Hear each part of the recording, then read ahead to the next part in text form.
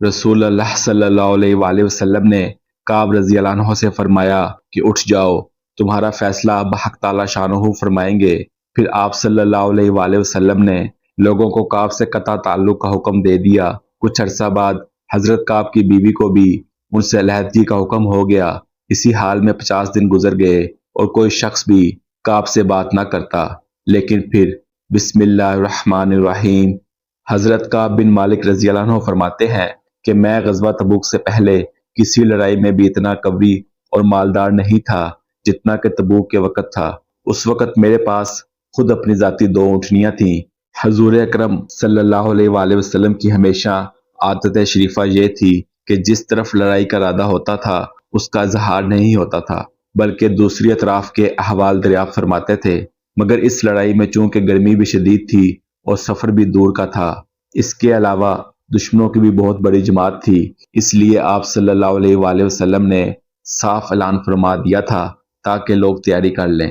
چنانچہ مسلمانوں کی اتنی بڑی جماعت حضور صلی اللہ علیہ وآلہ وسلم کے ساتھ ہو گئی کہ رجسٹر میں ان کا نام لکھنا بھی دشوار تھا، اور مجمع کی کثرت کی وجہ سے کوئی شخص اگر چھپنا چاہتا کہ میں نہ جاؤں، نہ پتہ چلے، تو دشوار نہ تھا۔ اس کے ساتھ ہی پھل بالکل پک رہے تھے۔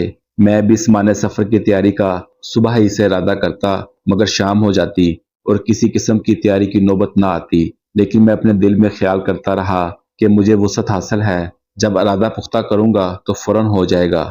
حتیٰ کہ حضور اقدس صلی اللہ علیہ وآلہ وسلم روانہ بھی ہو گئے اور مسلمان آپ صلی اللہ علیہ وآلہ وسلم کے ساتھ ساتھ، مگر میرا سامان سفر تیار نہ ہوا۔ پھر بھی یہی خیال رہا کہ 1-2 روز میں تیار کر کے جا ملوں گا۔ اسی طرح آج کل پر ٹلتا رہا، حتیٰ کہ حضور صلی اللہ علیہ وآلہ وسلم کے وہاں پہنچنے کا زمانہ تقریباً آ گیا۔ اس وقت میں نے کوشش بھی کی مگر سامان نہ ہو سکا۔ اب میں جب مدینہ طیبہ میں ادھر ادھر دیکھتا ہوں تو صرف وہی لوگ ملتے ہیں جن کے اوپر منافقت کا بدنما داغ لگا ہوا تھا یا وہ معذور تھے۔ اور حضور صلی اللہ علیہ وآلہ وسلم نے بھی تبوک پہنچ کر دریافت فرمایا کہ کعب نظر نہیں پڑتے، کیا بات ہوئی؟ ایک صاحب نے کہا، یا رسول اللہ صلی اللہ علیہ وآلہ وسلم، اس کو اپنے مال و جمال کی اکڑ نے روکا۔ حضرت معاذ رضی اللہ عنہ نے فرمایا کہ غلط کہا، ہم جہاں تک سمجھتے ہیں کہ وہ بھلا آدمی ہے، مگر حضور اقدس صلی اللہ علیہ وآلہ وسلم نے بالکل سکوت فرمایا اور کچھ نہیں بولے۔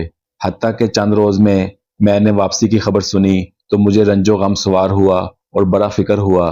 دل میں جھوٹے جھوٹے عذر آتے تھے کہ اس وقت کسی فرضی عذر سے حضور صلی اللہ علیہ وآلہ وسلم کے غصہ سے جان بچا لوں، پھر کسی وقت معافی کی درخواست کر لوں گا، اور اس بارے میں اپنے گھرانے کے ہر سمجھدار سے مشورہ کرتا رہا۔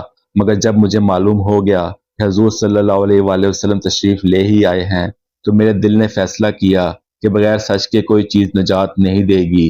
میں نے سچ سچ عرض کرنے کی ٹھان ہی لی۔ حضور صلی اللہ علیہ وآلہ وسلم کی عادت شریفہ یہ تھی کہ جب سفر سے واپس تشریف لاتے تو اول مسجد میں تشریف لے جاتے اور 2 رکعت تحیت المسجد پڑھتے اور وہاں تھوڑی دیر تشریف رکھتے کہ لوگوں سے ملاقات فرمائیں۔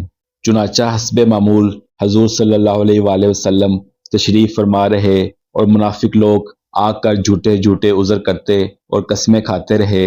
حضور اکرم صلی اللہ علیہ وآلہ وسلم ان کے ظاہر حال کو قبول فرماتے رہے اور باطن کو اللہ کے سپرد فرماتے رہے کہ اتنے میں بھی حاضر ہوا اور سلام کیا۔ حضور صلی اللہ علیہ وآلہ وسلم نے ناراضگی کے انداز میں تبسم فرمایا اور اراض فرمایا۔ میں نے عرض کیا، یا نبی اللہ، آپ نے اراض فرما لیا، میں خدا کی قسم نہ تو منافق ہوں نہ مجھے ایمان میں کچھ شک ہے۔ ارشاد فرمایا کہ یہاں آؤ۔ میں قریب ہو کر بیٹھ گیا۔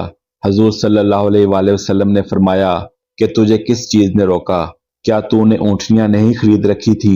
میں نے عرض کیا، یا رسول اللہ صلی اللہ علیہ وآلہ وسلم، اگر میں کسی دنیا دار کے پاس اس وقت ہوتا تو مجھے یقین ہے کہ میں اس کے غصہ سے معقول عذر کے ساتھ خلاصی پا لیتا کہ مجھے بات کرنے کا سلیقہ اللہ تعالیٰ نے عطا فرمایا ہے، لیکن آپ کے متعلق مجھے معلوم ہے کہ اگر آج میں جھوٹ سے آپ کو راضی کر لوں تو قریب ہے کہ اللہ جل جلالہ مجھ سے ناراض ہوں گے، اور اگر آپ سے صاف صاف عرض کر دوں تو آپ کو غصہ آئے گا، لیکن قریب ہے کہ اللہ پاک کی ذات آپ کے عطاب کو زائل فرما دے گی۔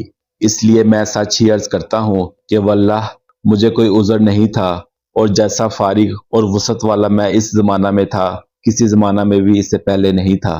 हजूर सल्लल्लाहु अलैहि वसल्लम ने इरशाद फरमाया कि इसने सच कहा। फिर फरमाया कि अच्छा उठ जाओ, तुम्हारा फैसला हक ताला शानहू फरमाएंगे। मैं वहां से उठा तो मेरी कौम के बहुत से लोगों ने मुझे मलामत की कि तूने इससे पहले कोई गुनाह नहीं किया था। अगर कोई उज़र करके हजूर सल्लल्लाहु अलैहि वसल्लम से इस्तगफार की दरख्वास्त करता तो हजूर सल्लल्लाहु अलैहि वसल्लम का इस्तगफार तेरे लिए काफी था। मैंने उनसे पूछा कि कोई और भी ऐसा शख्स है जिसके साथ ये मामला हुआ हो। लोगों ने बतलाया कि दो आदमियों के साथ और भी यही मामला हुआ है कि उन्होंने भी यही गुफ्तगू की जो तूने की, और यही जवाब उनको भी मिला जो तुझको मिला। एक हलाल बिन उमिया और दूसरे मरा बिन रबी रजी अल्लाह अन्हो हैं। मैंने देखा कि दो साहले शख्स जो दोनों बदरी हैं वो भी मेरे शरीके हाल हैं। हजूर अक़दस सल्लल्लाहु अलैहि वसल्लम ने हम तीनों से बोलने की ममानत भी फरमा दी कि कोई शख्स हमसे कलाम ना करे। ये कायदा की बात है कि गुस्सा उसी पर आता है जिससे ताल्लुक होता है, और तंबी उसी को की जाती है जिसमें उसकी अहलियत भी हो। जिसमें इस्लाह की काबिलियत ही ना हो उसको तंबी ही कौन करता है।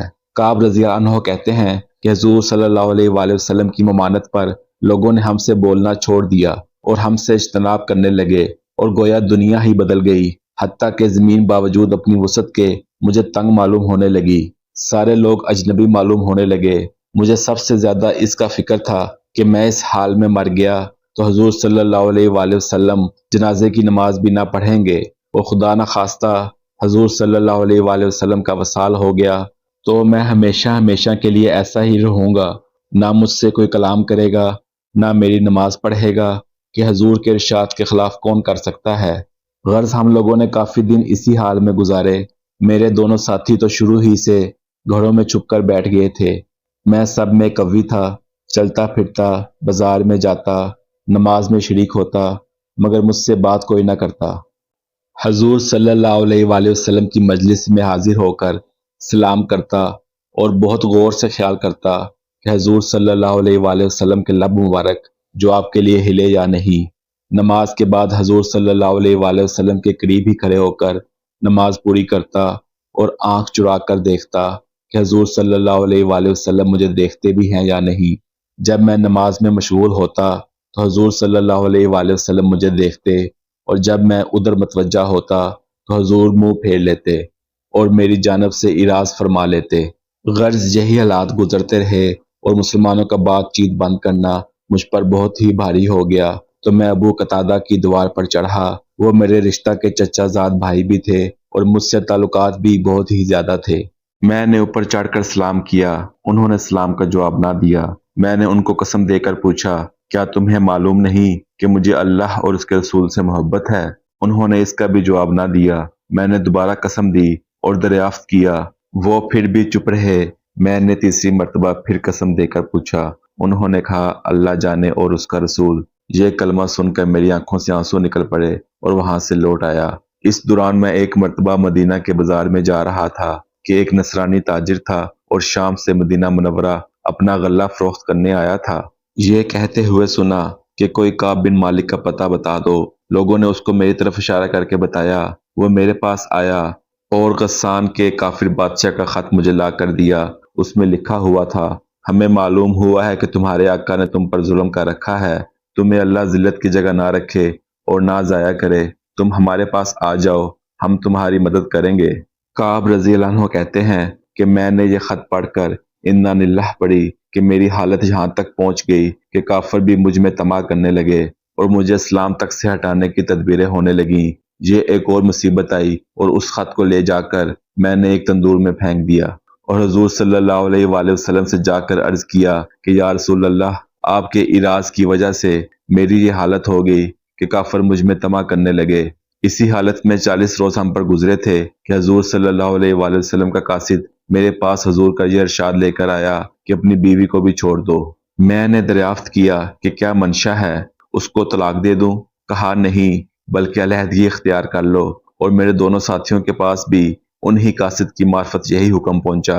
मैंने अपनी बीवी से कह दिया कि तू अपने मेके चली जा, जब तक अल्लाह ताला इस अमर का फैसला फरमाए वहीं रहना। हलाल बिन उमिया रजी अल्लाह अन्हु की बीवी हजूर सल्लल्लाहु अलैहि वसल्लम की खिदमत में हाजिर हुई और अर्ज किया कि हलाल बिल्कुल बुरे शख्स हैं, कोई खबरगिरी करने वाला ना होगा तो हलाक हो जाएंगे। अगर आप इजाजत दें और आपको गिरानी ना हो तो मैं कुछ कामकाज उनका कर दिया करूं।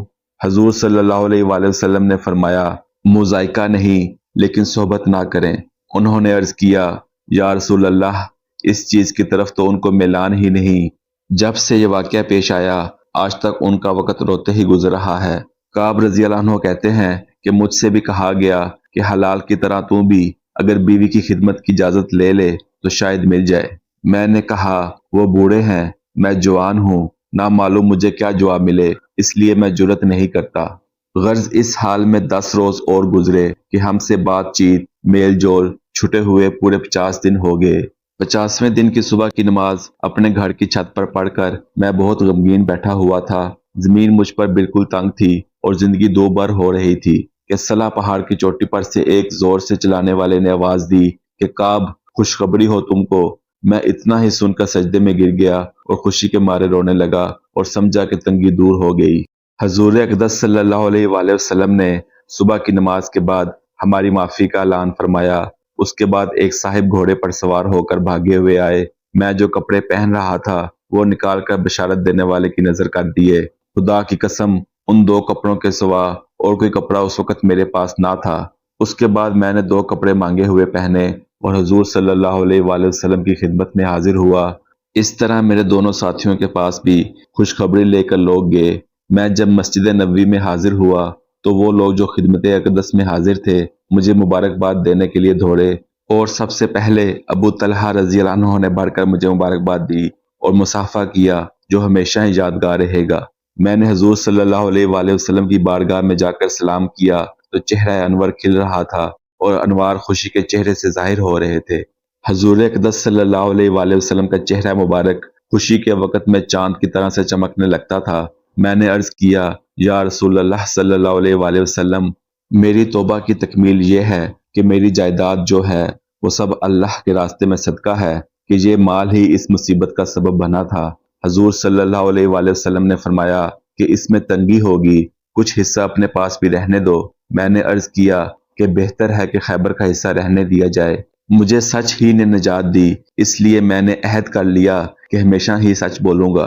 ये है सहाबा कराम की अतात और दीनदारी का और अल्लाह के खौफ का नमूना कि हमेशा जंग में ये हजरात शरीक रहे। एक मरतबा की गैर हाजिरी पर क्या क्या अताब हुआ और उसको किस फर्मा बरदारी से बर्दाश्त किया कि 50 दिन रो कर गुजार दिए और माल जिसकी वजह से यह वाकया पेश आया था वो भी सदका कर दिया और काफरों ने तमा दिलाई तो बजाय मुश्तिल होने के और ज्यादा पशेमान हुए और इसको भी अल्लाह का एताब और हुजूर सल्लल्लाहु अलैहि वसल्लम के एराज की वजह से समझा कि मेरे दीन का ज़ौफ इस दर्जा तक पहुंच गया कि काफरों को उसकी तमा होने लगी कि वो मुझे बेदीन बना दें। हम लोग भी मुसलमान हैं, अल्लाह और उसके पाक रसूल सल्लल्लाहु अलैहि वसल्लम के इरशादात भी सामने हैं। बड़े से बड़ा हुक्म नमाज ही का ले लें कि ईमान के बाद उसके बराबर कोई चीज भी नहीं। कितने हैं जो इस हुक्म की तामील करते हैं और जो करते हैं वो भी कैसी करते हैं। उसके बाद ज़कात और हज का तो पूछना ही क्या, इसमें तो माल भी खर्च होता है।